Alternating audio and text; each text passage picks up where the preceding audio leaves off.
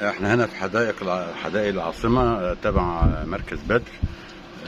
طبعا في المكان الجميل ده لأحد العملاء بنركب الونش المنزلي بيخدم المنطقة دي لرفع أي حاجات من احتياجات المنزل.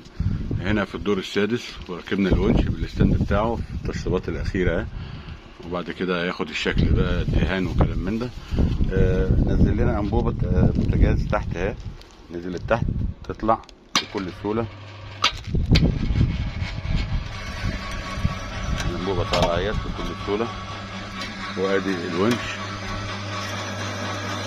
طبعا الكلام ده يعني عشان المعاناة لأصحاب الأدوار العليا اللي ما عندهمش أسانسير، من أنبوبة بوتاجاز، من أي حاجة احتياجات المنزل، شنطة خضار، كرة رز، أي حاجة بتعمل معاناة في الطلوع على السلالم. فاحنا هنا بنركب هنا في البلكونة هنا أو في المكان المناسب لها، بنركب الونش المنزلي لرفع أي حاجة المنزل محتاجها.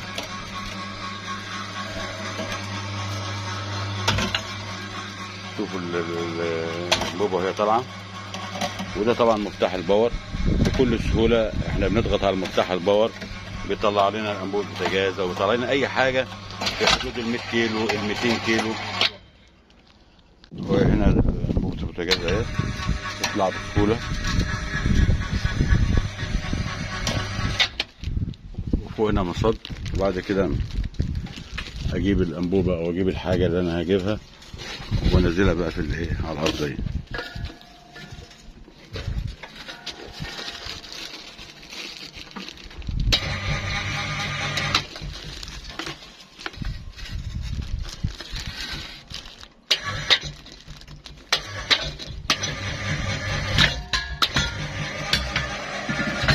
كده بكل سهولة كده الحاجة طبعا.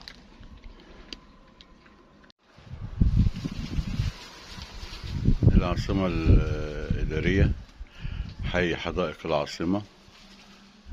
تم تركيب الونش المنزلي لأصحاب الأدوار العليا اللي بيعانوا من طلوع أي حاجات من المنزل.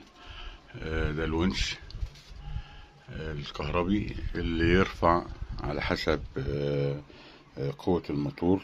في منهم ممكن يرفع لحد 150 كيلو، في ممكن يرفع لحد 200 كيلو، 300 كيلو، 500 كيلو، على حسب الزبون. احنا بنعمل التصميم بتاعه ويتم تركيبه ان شاء الله.